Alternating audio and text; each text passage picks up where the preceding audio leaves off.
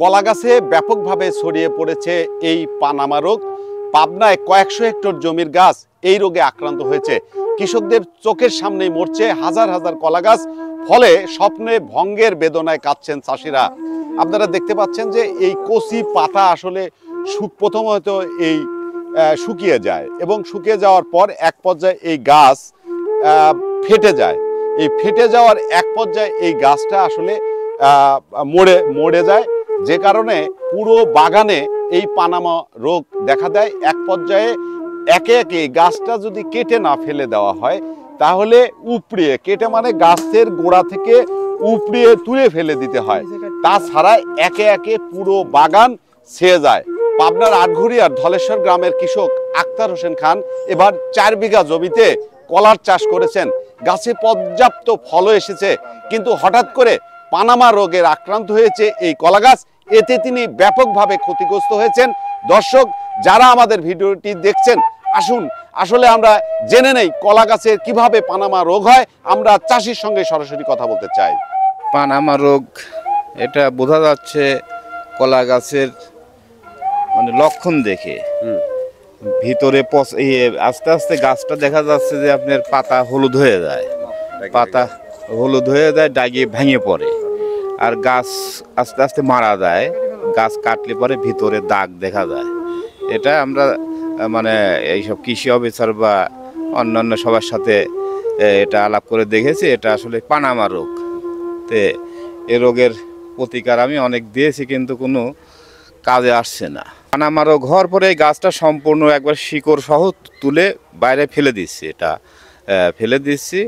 এটা তাছাড়া হলে এটা হলে সোয়াইসি রোগ। পানামা রোগটা হলে সোয়াইসি রোগ। এটা যদি বাগানে গাছ থাকে তাহলে পরে অন্যান্য গাছও এতে আক্রান্ত হবে, সেজন্য আমরা গাছটা তুলে বাইরে ফেলে দিচ্ছি। পানামা রোগ হলে এই একটা কলা গাছের প্রথম এই পাতা শুকিয়ে যায়, এক পর্যায়ে গাছ ফেটে যায় এবং পরবর্তীতে অন্য গাছে আসলে ছড়িয়ে পড়ে। শুধু এই আক্তারুজ্জামান খান নয়, পাবনার ঈশ্বরদী, আটঘরিয়া, পাবনা সদরের বিস্তীর্ণ এলাকায় এই কলার চাষ হয়েছে। আমরা বিভিন্নভাবে খোঁজ নিয়েছি এবং বিভিন্ন বাগান ঘুরে আমরা দেখতে পেয়েছি অসংখ্য বাগানে এই কলা গাছে পানামা রোগ দেখা দিয়েছে, যে কারণে গাছ উপড়ে ফেলে তারা ধরন্ত কলা গাছের গাছ উপড়ে ফেলে তারা ফেলে দিচ্ছেন।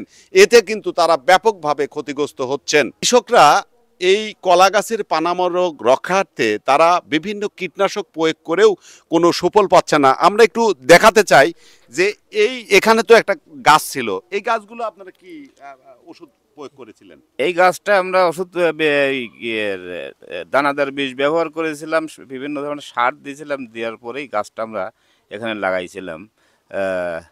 ওই প্রথমে যখন আমরা পোয়াটা লাগাই, এই কলার পোয়াটা যখন লাগাই, তখন আমরা হলে ওই ছত্রাকনাশকের গুঁড়াটা ভিজায়া রোদে শুকায় তারপরে লাগাই। এর মধ্যে আমরা সার দিয়েছিলাম, তারপরে হলে দানাদার বীজ দিয়ে লাগাইছিলাম। লাগানোর পরেও এরকম অবস্থা।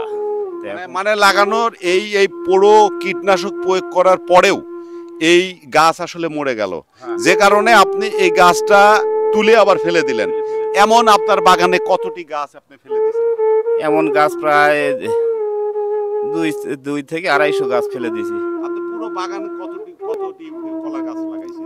পুরা বাগানে আমার প্রায় 1700 গাছ মতো গাছ আছে। এই গাছগুলো আপনি তুলে ফেলে দিলেন, তাতে আপনি কেমন ভাবে ক্ষতিগ্রস্ত হচ্ছেন? চরমভাবে ক্ষতিগ্রস্ত।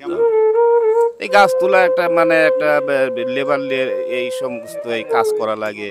তারপরে ধরন্ত গাছ যদি একটা নষ্ট হয়ে যায়, সেই গাছটা ফেলাতে অনেক সময় লাগে, এই খুঁড়া লাগে, লেবার লাগে, এগুলো খরচ নাই। খরচ করে তো এখান থেকে কোনো রেজাল্ট আসে না, কোনো ইনকাম নাই, শুধু খরচ। আচ্ছা, কলার আমরা জানি দর্শক যারা আমাদের ভিডিওটি দেখছেন, এই আক্তার হোসেন খান না, পুরো পাবনা, ঈশ্বরদী, আটঘরিয়া সহ পুরো এলাকায় ব্যাপকভাবে পানামা রোগ দেখা দিয়েছে। এই কলা বাগানে কৃষকরা ধরন্ত কলা গাছ কেটে আসলে ফেলে দিচ্ছে, যার কারণ হিসাবে তারা বলছেন যে এই কলা গাছ যদি গোড়া থেকে তুলে ফেলে না দেওয়া হয় তাহলে অন্য যে কলার গাছগুলো রয়েছে সেই গাছগুলোতেও এই পানামা রোগ দেখা দেবে, যে কারণে কৃষকরা কিন্তু ব্যাপকভাবে ক্ষতিগ্রস্ত হচ্ছেন।